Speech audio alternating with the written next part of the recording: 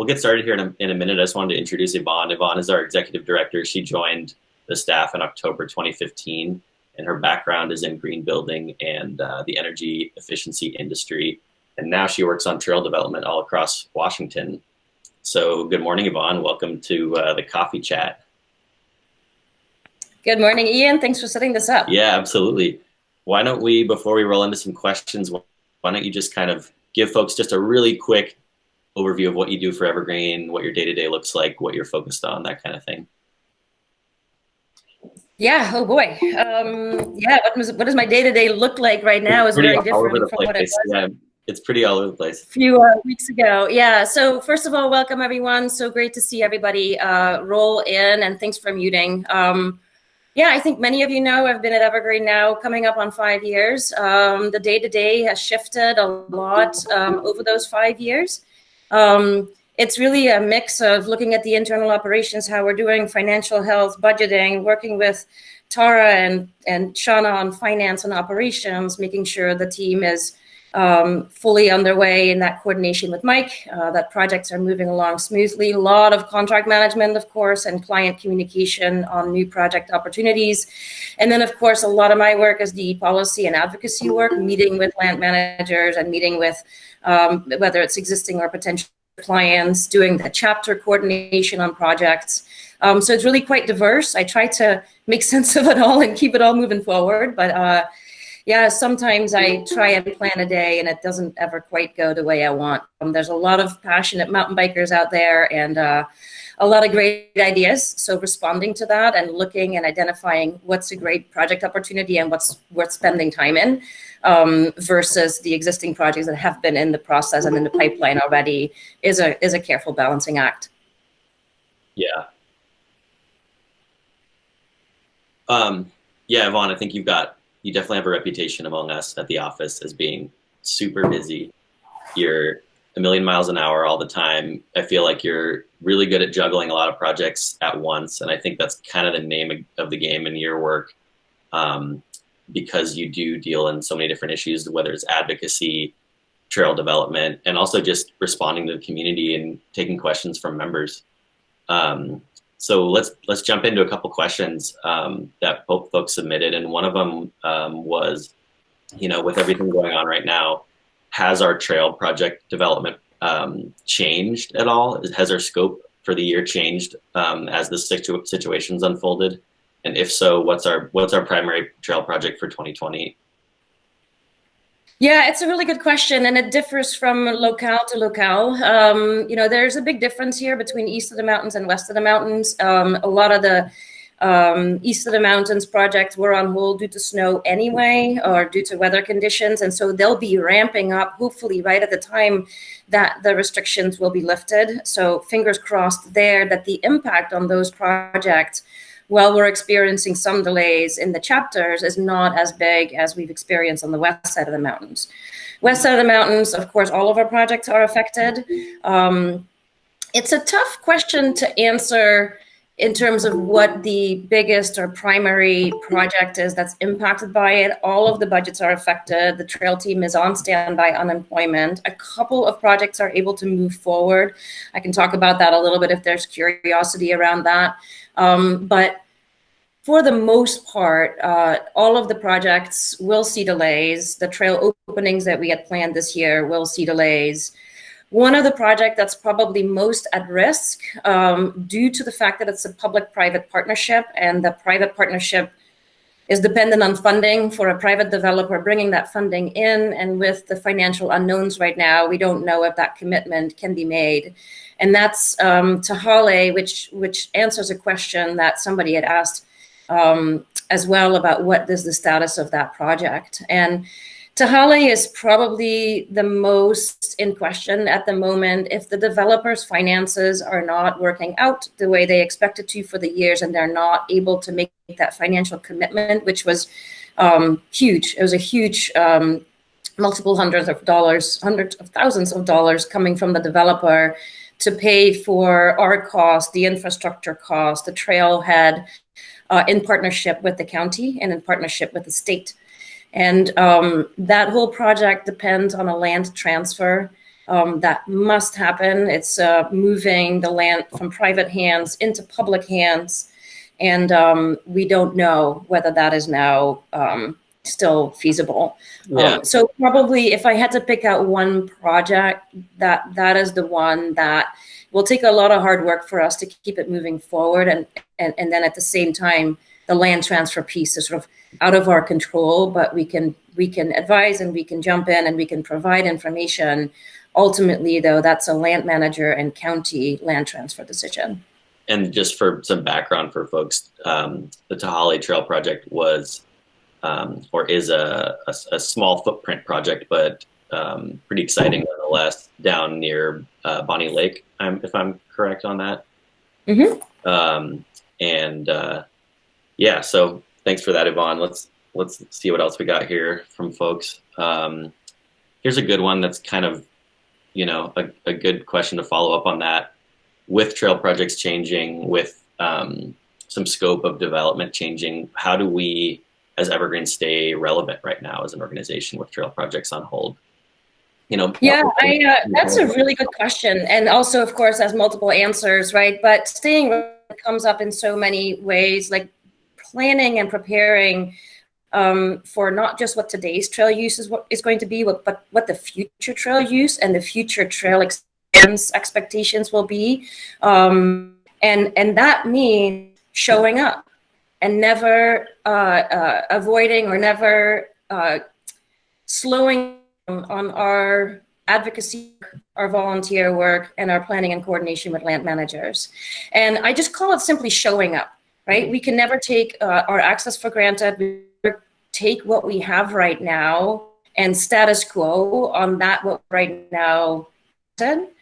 And so it'll really continue to be a responsibility of all of us, the team, the crew, and then our supporters, you guys on the phone, to show up. If there is an open space, a land management decision, a trail planning decision, or a recreation policy decision happening within your communities, if we want to stay relevant and show land managers that Evergreen needs to be at the table because we come up with good ideas, we make issues and problems go away, right? If we can help the land managers with providing solutions to the challenges that they're dealing with in access to open space, and particularly now when they're all challenged with how do we deal with trail use, how do we deal with maintenance not happening, how do we deal with some vandalism that's happening on lands while the eyes and the users are not there.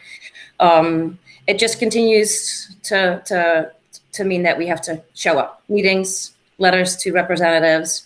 And then I think we'll continue to stay relevant as we are part of the communication at the table and major policy decisions are being made with mountain bikers in mind and not with mountain bikers as a side use or a small sub-community. Yeah, and then I think, we as a team have talked about this quite a bit. Cut me off here if my answers are too long, Ian, but diversity and equity and seeing the change in our sport towards new users on the trail and towards more diversity and equity on the trail is going to be increasingly more important. There's a huge amount of effort right now at the state level and at the multiple jurisdictions to increase diversity and equity and access in our sport.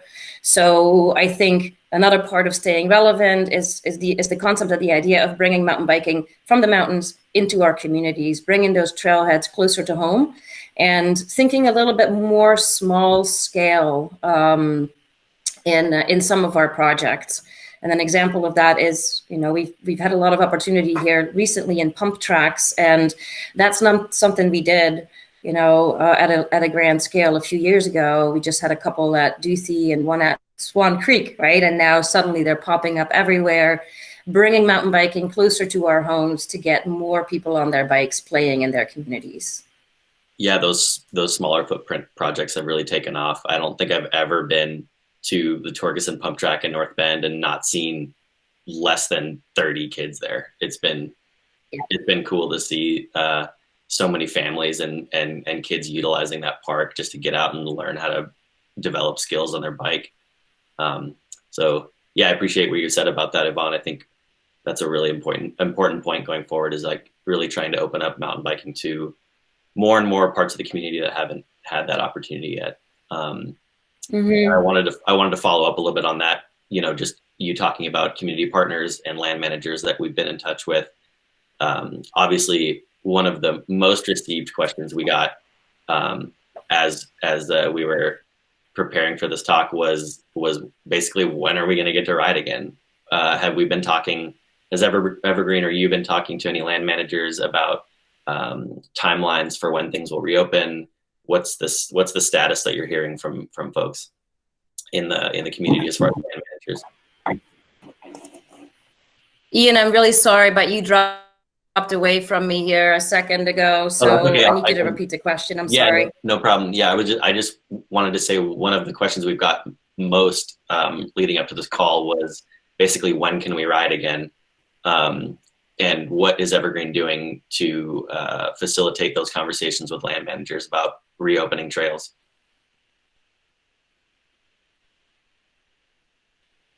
Yeah, so I have a little bit of new information on that as of yesterday. There will be an announcement on the 27th on reopening the lands and how.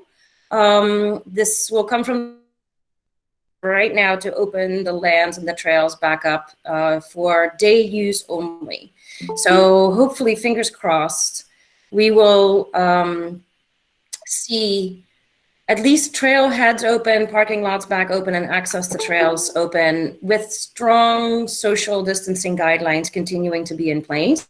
So that's the anticipated reopening date at this point that we're hearing about. We are, in the meantime, doing a letter to the governor with a large group of people. It's going out probably today, maybe tomorrow, led by the Greenway, the Sound Greenway, signed on by a number of recreation groups to allow our trail builders to go back to the trail for maintenance and new construction activities. So that hopefully will happen a little sooner than May 4th, but we're not sure. And if it doesn't happen before May 4th, at least now, May 4th is less than 2 weeks away, right? So hopefully we're starting to see the end of this. There will be strong guidelines coming from all of the recreation organizations. And Ian, you and I have talked about this, and you're writing the draft of how to go back to trails responsibly. There are some strict guidelines coming out. There'll be a group from the recreation community to provide guidance and to make sure that there's not overrun of the trailheads and the trails on day one that they open. Social distancing guidelines will continue to be in place for people to keep moving, not congregate. So you'll see that coming out. I'm actually talking to Seattle Times this afternoon about recreationists, all users of public lands go back to those uses responsibly and sustainably. So stay tuned. We'll bring out information about just recommended guidance and the and what.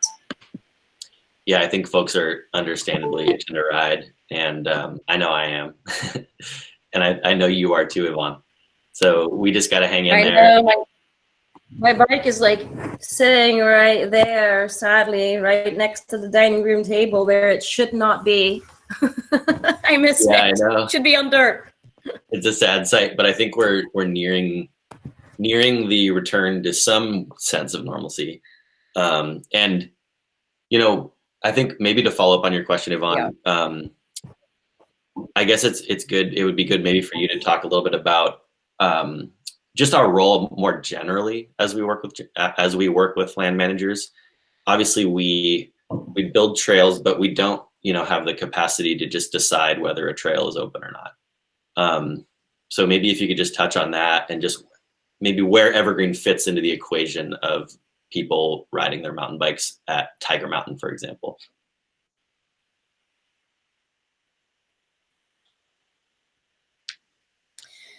Yeah, I mean, do you want to talk about just the rec planning a little bit? I'm not quite sure if I understand the question. Yeah, just as far as if we're talking just about the general planning and that idea and that concept of showing up, right? Mm-hmm. Evergreen was at the table. Yeah. Evergreen was at the table, early on when the Department of Natural Resources worked on their overall Snoqualmie Valley recreation plan. And so we've been part of the recreation build out at the Snoqualmie Valley, and basically from the Middle Fork all the way over through Raging and through Tiger Mountain, all the way to Taylor Mountain, actually, in identifying the priority uses and then slowly implementing the plan.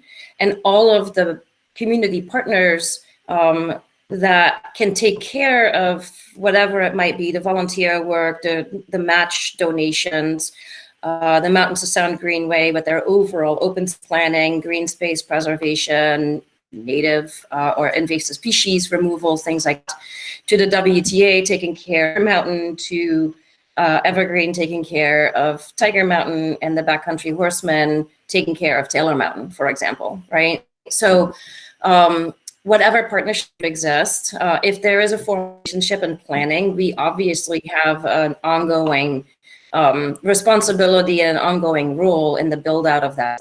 So in those cases, it's pretty clear. It's obviously, there's oftentimes a contractual relationship and project development that happens with those land managers.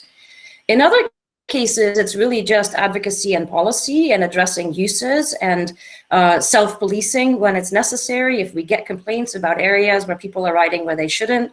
So engaging the community in a more informal way, but still provide value to the land managers in their efforts to, ensure that the trail user experiences are preserved and that the use on those trail networks or within their open space sustainable. Yeah, that's kind of what I wanted to hit on, and the reason so is because we had a question come in from somebody, and I'll just go ahead and read it. I understand that Evergreen has a major presence in many areas that serve large numbers of riders, for example, Tiger, Tokal, or Raging.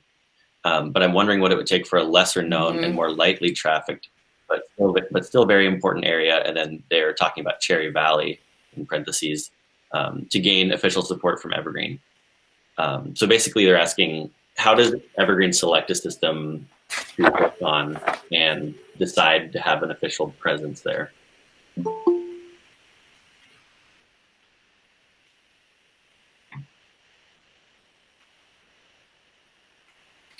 Yeah, it's a really good question. There's obviously, as I mentioned, there are formal planning processes where we're at the table, and this is happening at a larger scale.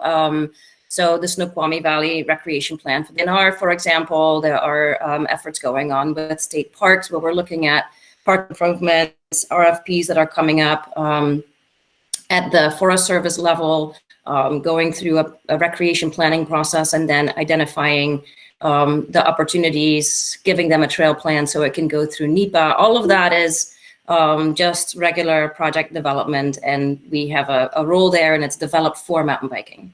Mm-hmm. Something like Cherry Valley, we have these informal relationships and amazing community volunteers, some of them new and some of them with us for a long time. In Cherry Valley, Bob Bornique has been doing a lot of work. He's our ears on the ground. He's the one who's able to have a direct connection to, for example, the regional manager at the DNR or whoever is the site land manager, where we can have direct connections with our volunteers to the land managers. I noticed that Chris is on the line, Black Diamond Open Space, right at BDOS. We have a direct relationship with volunteers to the land manager,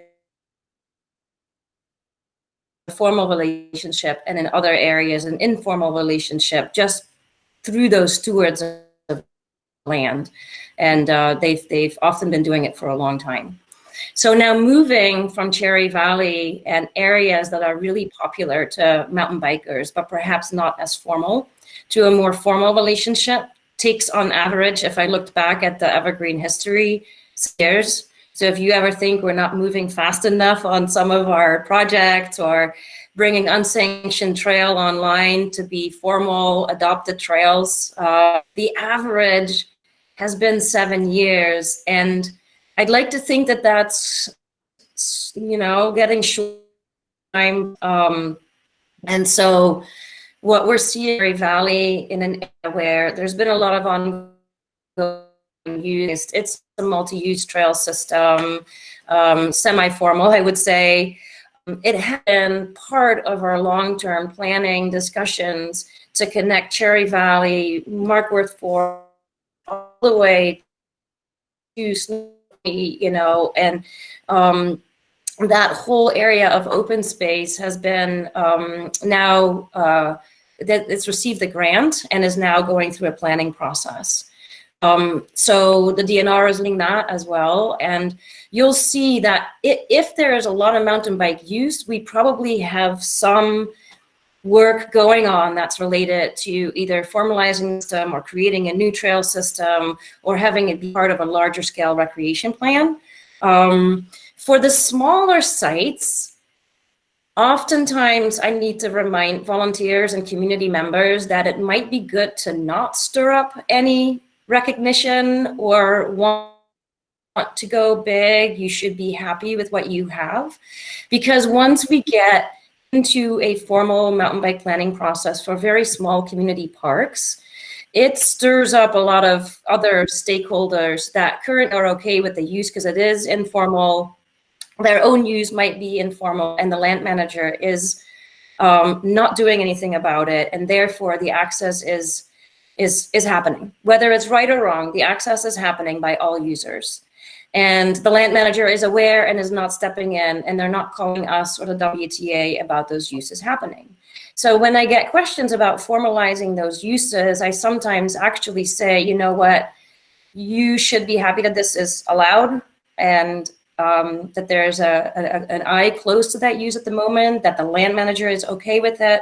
If you want us to get involved, there is a risk that the use might no longer be allowed and it will need to stop and be formalized. And so there's a real balancing act. But I would say that the large ride locations, if they're popular, like Cherry Valley, there's already a lot of volunteer work going. There's a good land manager relationship. We're engaged in long-term recreation planning and probably some grant writing to try and get a system adopted and formalized. Yeah. Let's take the conversation in a little bit different direction. Yvonne, I had someone ask about what is Evergreen's interaction with IMBA, International Mountain Bike Association, and is there a common coordination for advancing mountain biking more nationally?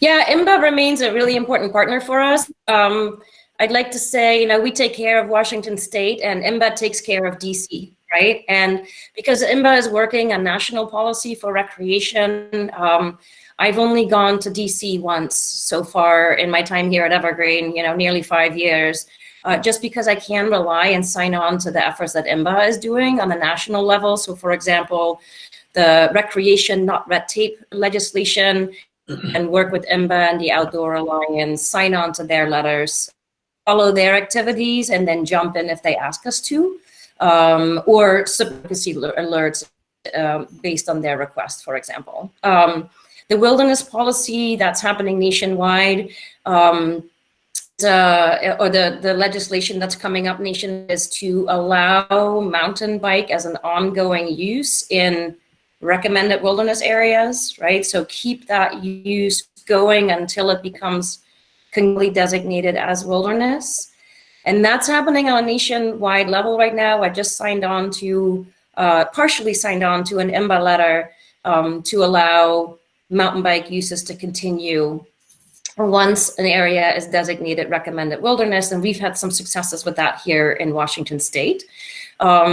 So I check in with IMBA. They are an important partner. Again, they do the work in DC while we do the work in Washington, but we need to rely on each other. And I check in with Dave Weens, you know, 2-3 times a year on what's going on, what are the hot items, what are the challenges that they're working with. He checks in with us, what are our plans, how can we partner and collaborate. So ongoing relationship, and it's important. Yep. Yeah, I think that's something that maybe folks don't don't realize about your work sometimes, Yvonne, is that you are, while you're also engaged in Washington, you also do have your kind of feelers out for big national issues at the same time, and take part in crafting letters and signing on to larger efforts like that. Let's see, what else do we got here as far as questions from folks? Oh yeah, here's a good one that I think we should get into, Yvonne, and that's, here's a question from somebody. They ask, can you talk about the process of taking a trail from non-sanctioned to sanctioned? And is there an opportunity available for, is there an opportunity available for an existing unsanctioned trail to transition to a legal sanctioned trail? Yeah, so I think I touched on that a little bit in my previous, an answer to a previous question, but yes, there is. It takes a lot of time, and we carefully evaluate what makes sense, right? So oftentimes, I think many of you on the call probably have been part of an area or a trail or a policy and planning issue where there was an informal use, or you know of an area where there's an informal use that has over time become formal use. And Duthie Hill Mountain Bike Park is a prime example for that, right? And taking informal uses that were happening in that area and organizing them into a formal place that became one of the best, you know, the nation's best mountain bike parks. And so, yes, there is. There always is, and to some degree, that's how things got started for us, where there just was a recognition of an unmet need that, with growing sport, had to be addressed. Same thing with those trail projects. They would take 7 years, right? Take a long time to get onboarded. If it's state land, they have to go through SEPA. If it's national forest, they have to go through NEPA. It takes a long time. They have to be in the right location. Hopefully they are part of, in a location where there's a greater vision for recreation planning, and they could serve as a missing link. You know, there's definitely circumstances that make it easier or harder for me to go to bat for those trails. A really good example that I've started on since day one in Evergreen is, many of you know Trays and Xanadu, right? Both very popular, but unsanctioned trails. And it's been a long discussion with the Forest Service on when's the right time. Are they in the right location? Is there any private land involved? Do we have to reroute them? And how would onboarding work? And that's a 5-year discussion already. It depends on the people at the district and what their appetite is for that. It depends on, again, the location of the trail itself and whether NEPA would be an issue or not, or SEPA would be an issue or not. We see a lot of unsanctioned trails going into areas that are maybe prone to erosion or near wetlands, where we don't even want to touch it because there isn't a way to actually onboard those in a sustainable way. And others we significantly reroute. PT at Raging River is a really great example of an informal unsanctioned trail that now is onboarded through a formal planning process and needed to be rerouted in order to make that possible.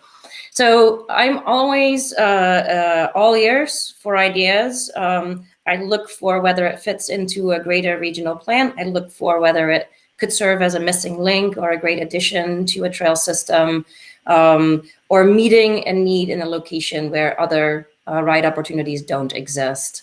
So those are just a couple factors. For the most part, they're not going to be our priority. There's a couple that are, especially if we see high use like Xanadu and Trace, but even then it's not easy. So it's not the normal approach, but every once in a while there's a good case for going to bat for those trails, and Trace and Xanadu are a good, probably the best example of a really difficult situation, but 30 years of people closing an eye to use on those trails, and therefore it's time to bring them on board, because closing them down at this time is just difficult to do. Yeah, thanks for that, Yvonne. Here's another one, and I think a lot of folks are wondering about, to just get us a general status update from what's happening at the Snoqualmie Bike Park. Obviously nothing right now, it's snowed over, but what's going to be happening there this summer? Yeah, you guys probably know one of my favorites, right? One of the Yeah. things that I wanted to get going on right away once I took this job. So I'm super excited about it. We haven't heard that it would this year. We will get another small building contract for this summer. At least that's the expectation. So we would be building on private land just like we did last year. In the meantime, the Forest Service has started in partnership with the PASS. So the PASS, Snoqualmie PASS, is investing themselves into paying for the environmental review, that NEPA process. That's happening right now. That should be done by next summer. And so fingers crossed that that keeps moving forward as is. Because the summit is paying for it, again, it's one of those examples, just like Tale at the beginning of this call, with a private developer's financial situation. We don't know if they're going to be able to continue to invest. We hope so. And this year's scope is small, just like last year, finishing all of the private land trails, getting it ready for opening, and then doing the Forest Service land trails as soon as the NEPA is done. So fingers crossed, it's moving forward, and it's an interesting project because it's not delayed because of the weather. We wouldn't be working there now anyway. Hopefully, with a little bit of luck, we can get started in late May. On the other hand, whether the summit's financial situation can afford it this year, I don't know. But the plan is that it moves forward this summer. A little side note on that project is that there's a group working on for a good comparison's sake, sort of this Whistler Valley trail network. This would be not paved, but gravel. And they are asking us to include a section of that trail onto our NEPA review and our project plan. So we just had a call on that yesterday. It would connect the West Summit to Silver Fir, basically through which, as you know, is desperately needed up at the pass. There is no way to walk off, there's no sidewalks, and you have to walk your baby stroller on the road if you go up there. And so things are coming together, and hopefully, again, cross your fingers, knock on wood, that the financial investments continue to happen there. But so far this summer, we'll see a similar activity as we saw last summer. Yeah, obviously a project that we get a lot of questions about and that a lot of people are really excited about, and understandably so. Well, let's move Yvonne into. Yeah, and I noticed. Oh, go ahead. Sorry, just to interrupt for 1 second, Ian, because I noticed that there was a question about Crystal in that ski resort question as well. Yeah. So I want to just highlight that. That project is on, Crystal is on hold for now due to tribal concerns. That is high quality elk habitat, and our trail proposals go right through the corridor. It goes right through the elk habitat. So there are tribal conversations happening to make sure that that project can be approved. I need to follow up with them soon to see if anything might happen this summer or where they are with it. But that project is moving at a slower pace. So again, keep the 7-year time frame in mind, and we'll try to work as hard as we can. But that's the reality we're dealing with at Crystal. Yeah, we'll just have to stay tuned for more updates on that project. So Yvonne, I wanted to get into eMTBs, electric mountain bikes, a little bit. We had a couple questions. Yeah. A couple questions regarding those, and both questions were pretty similar. Essentially, they just asked, what does the future of Class 1 electric e-mountain bikes look like in Washington, and when could we potentially see riding opportunities within an hour of Seattle? Yeah. You can't do one of these calls without addressing e-bikes, right? It's definitely a hot topic, and comes up with land managers a lot. So there's a few things going on. And I think if you haven't read our blog, we have 2 blog entries on evergreenmtb.org about our approach and the legislation and the outcomes of the legislation, where we were involved of at least identifying pathways and options for e-bikes. If you haven't read those, please read them. They'll give you really good background. But for the most part, our approach is closed unless signed open, right? So trails are closed unless signed open. And we will work with managers to get more and more trail network over time to open, where it can be done sustainably, where it can be done responsibly, and where it doesn't negatively affect the existing user experiences within that trail network. And that's key. So, for example, in an area where we already see an enormous amount of use, that are already challenging and where we have to step in, police, and work with land managers, issues resolution. Grand Bridge is a prime example of that. It's busy, it's multi-use. There are concerns from users about the ongoing ability for those uses to coexist as numbers go up, right? As trail usage goes up. We don't want to introduce another user into those already busy places where trail etiquette is very important, and access could be challenged if we change the user experience, not producing a new technology.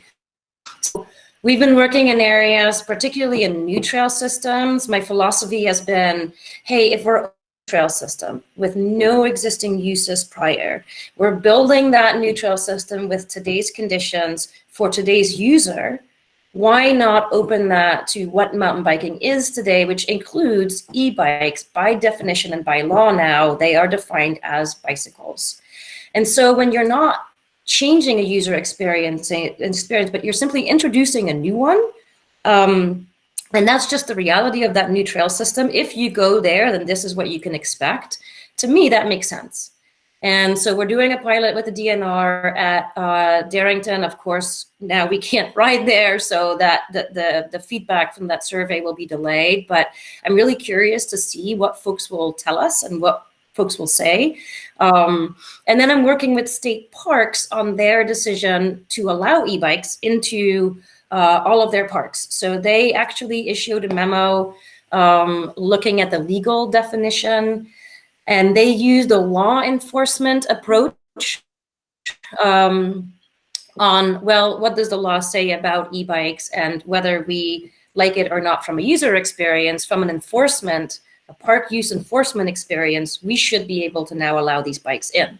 So state parks has actually taken a step beyond what we were advising them on in allowing class 1 and 3 bikes on their non-motorized trails.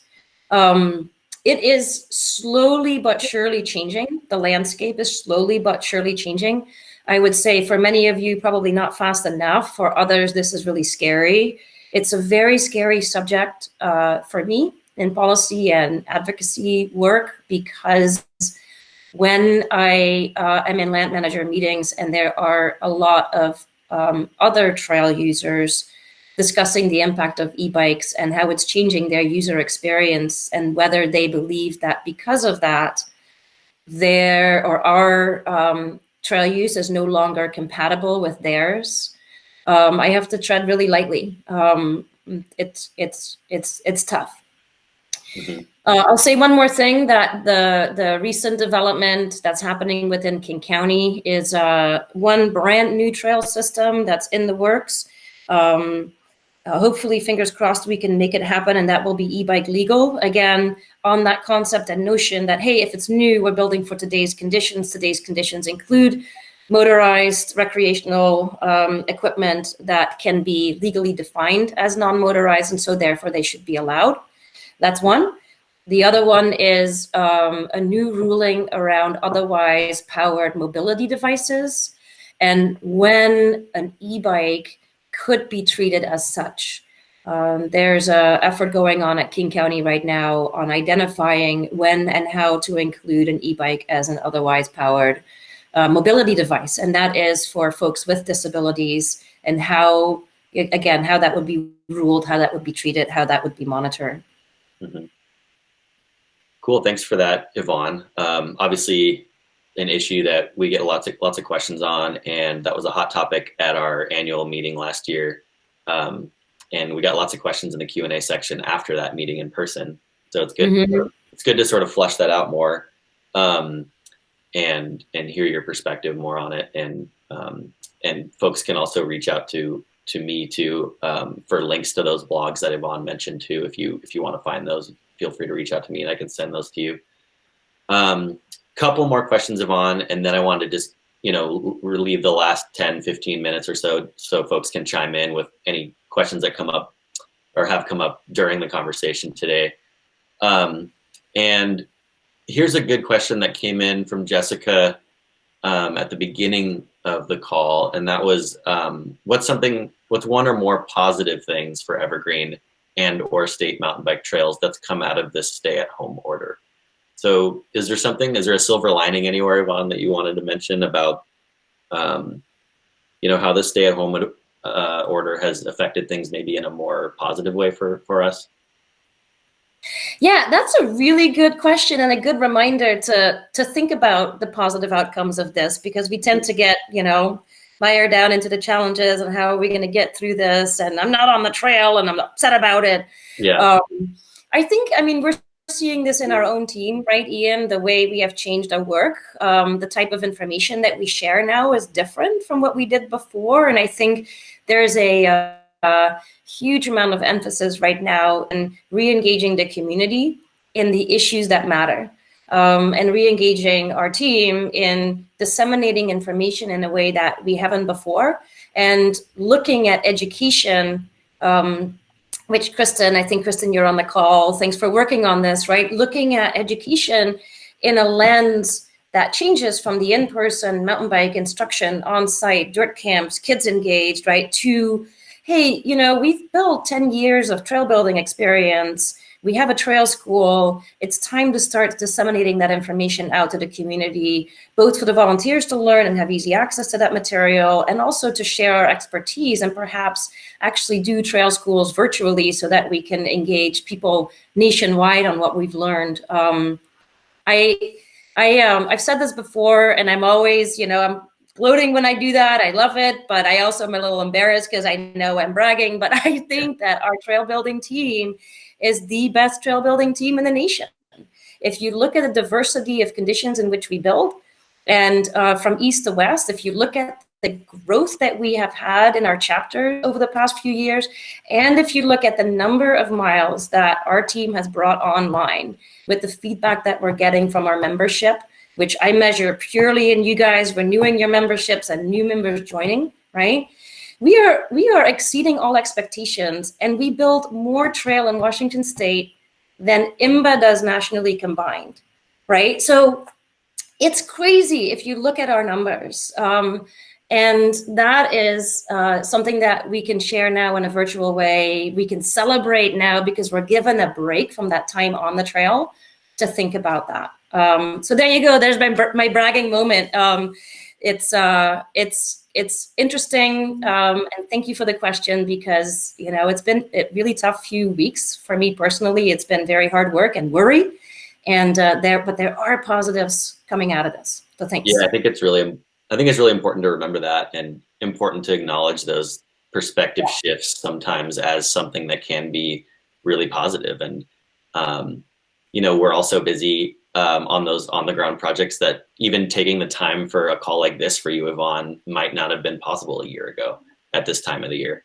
So so that's something that's positive. And I think we've had a number of interesting calls come out of the past few months that has also given folks an opportunity to get questions answered, to chime in that maybe don't live in Seattle and can't attend our annual meeting.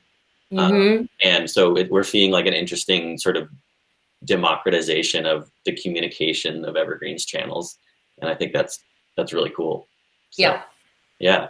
Why don't we maybe open it up to a couple questions here from folks that are on the call. Either just type your question into the chat, or feel free to just turn your mic on and ask a question of Yvonne while she's here. We had a question come in earlier from Matt, but it looks like Patrick said he's going to take care of that. Let's see what else. Let me take it.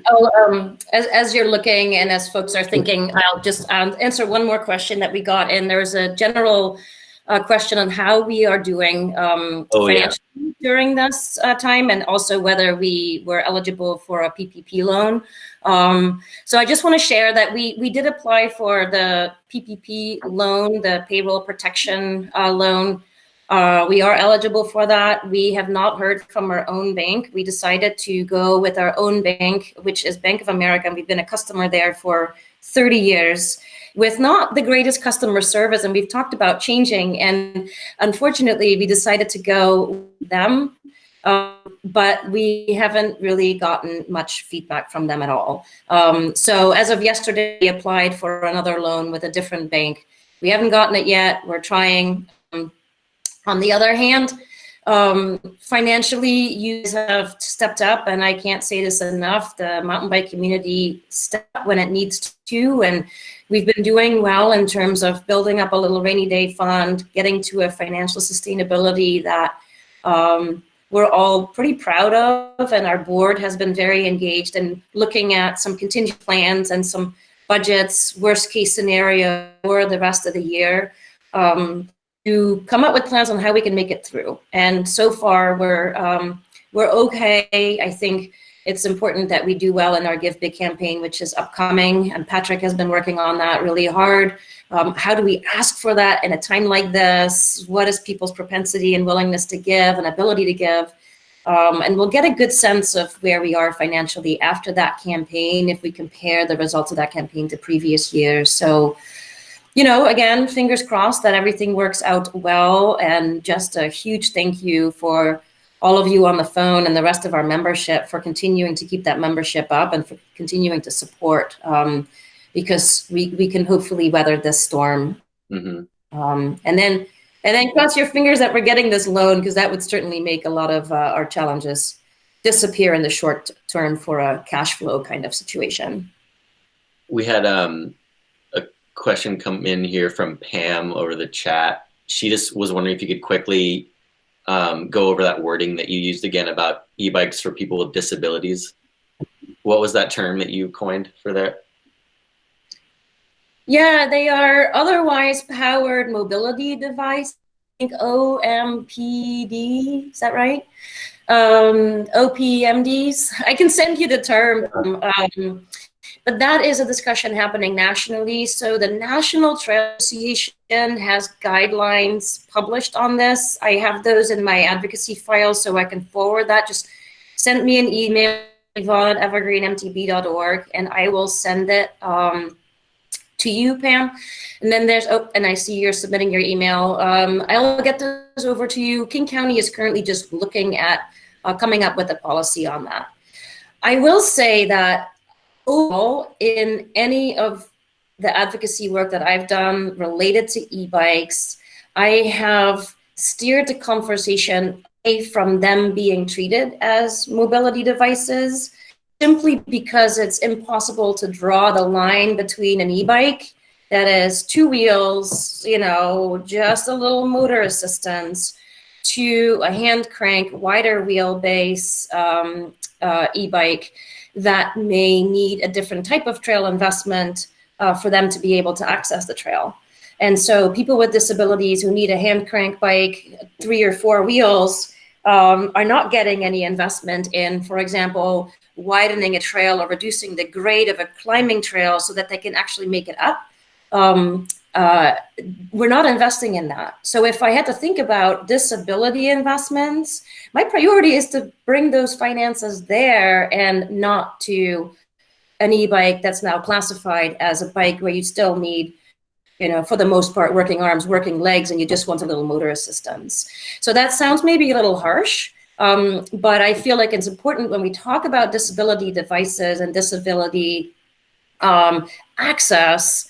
I can't draw the line at legislation just for e-bikes and investment just for e-bikes in a traditional sense. I need to include the wider wheelbase bikes, and that changes the investment and it changes the conversation.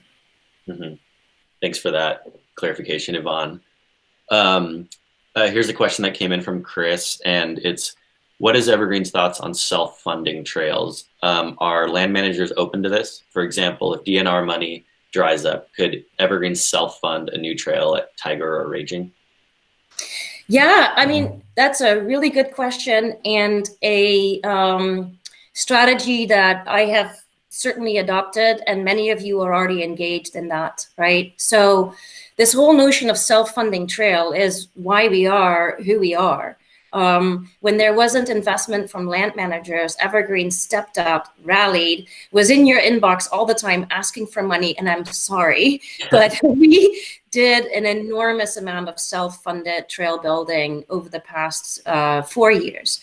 So our Give Big campaign in 2016 was all about self-funding the trails and the chapters, and basically saying, hey, our policy and advocacy work has lined up all these shovel-ready projects, but there's no money to actually build them. So we started the Give Big campaign with a trail project focus where we highlighted, all right, if we raise this much money, we can fund the following trails. And we deliver those funds to the land managers. Sometimes those are matching funds and there might be some additional land manager funds, but we need to supply the rest. Sometimes it's 100% self-funded. The Chickadees Trail System, we did that one as a focus for our 2016 campaign. We were able to deliver $60,000 through that campaign, which was remarkable and amazing. And I'm so grateful because that then triggered local community giving of another 100,000 over the last few years, or 100,000 or more. And the entire system is built with our own funds, our own investment, and mountain bikers stepping up for trails. So I'd say if we want to keep the momentum up the way we have in the past, the only way that's going to happen is through self-funding. I don't see land managers' budgets for maintenance, trail development, recreation planning go up in the next few years. We've gone through a significant wave of that. We might see that in locations in the East and in chapters, but self-funding will continue to be, in my opinion, a key strategy for us to be able to continue to deliver trails. Yeah, that's a great question from Chris, and it's an interesting topic that's I think all the members will be hearing more about in the future. Are there any other examples, Yvonne, of transmission and where we've been able to use that method in the past couple of years? Yeah, every single Give Big campaign you guys have contributed to in the restricted funds, and we will apply them to trails if we can, but we simply just need help. But every other campaign has been about a self-funded system. So I am this, the Nanum Trail Project. We started talking with the Kittitas chapter about, I mentioned that 7-year development project, development timeline. Well, with the Kittitas chapter, we started talking about, can we make this happen? I think 3 or 4 years ago, and we've already built phase 1 because we were able to get the funds designated through Give Big last year.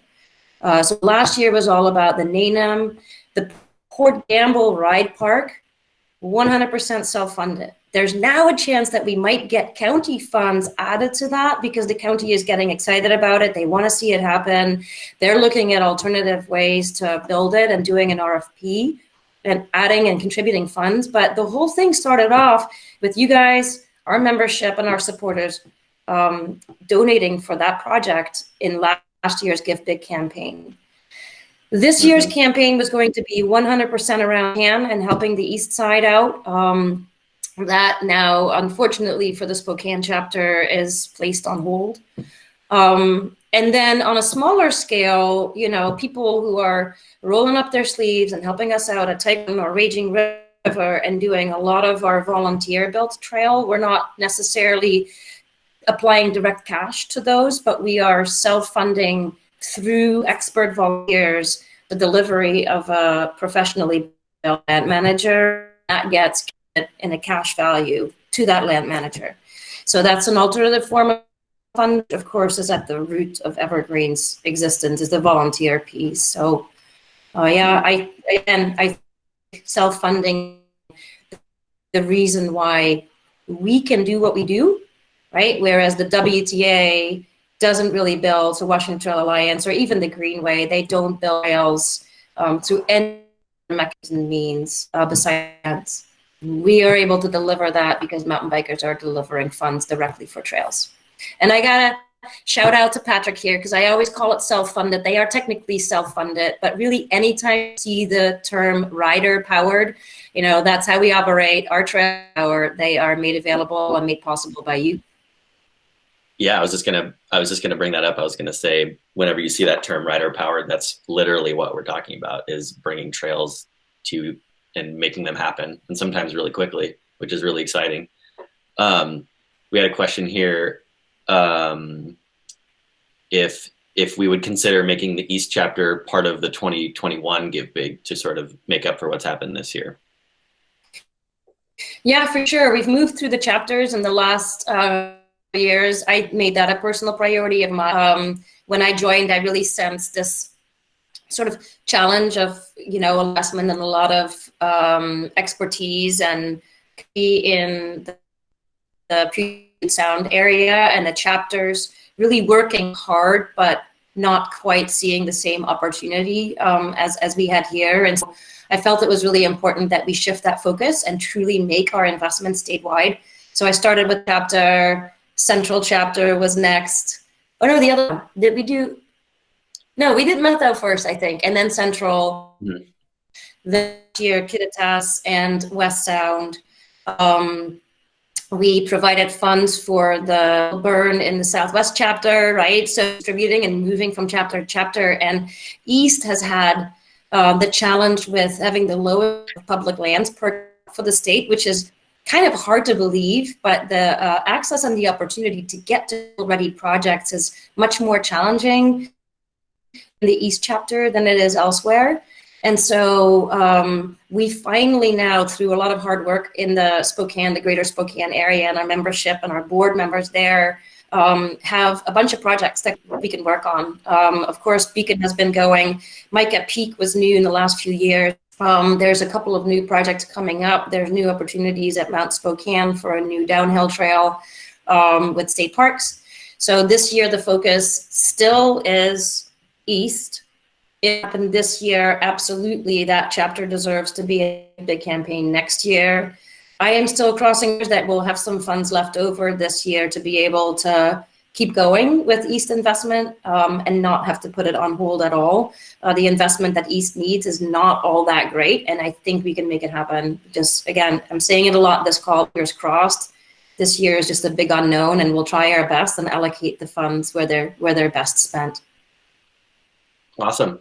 Well, I think we'll leave it there, Yvonne. And I just want to remind folks, we've got Give Big coming up May 5th and 6th. Like Yvonne just mentioned, it's shifted a little bit from its initial scope to be more about organizational stability, but it's still really important for us right now. So if you're able, please consider donating, and then also make sure to check your membership and make sure it's current.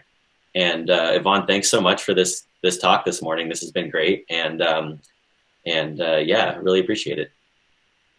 Same to you all. I appreciate it. Let me know. Send me feedback if you want to do this again. Happy to. There's a lot of information to share, and I appreciate you all dialing in. Absolutely. Feel free to reach out to Yvonne and I if you have more questions that are follow-ups to the conversation we had this morning, and then we'll. I also wanted to do a little bit of a shout out. I think we're doing another talk on the 30th. That's going to be a very trail specific. So it's going to be with a couple members of our trail crew, and then also just all-star volunteer builders we have in the area. So that's going to be a really fun one to tune into. I think it's for April 30th, but we'll have more info about that up soon. Thanks so much, Yvonne. Thank you all. Appreciate you dialing in. Good to see some of you. See you back on the trail soon. All right. See you back on the trail soon.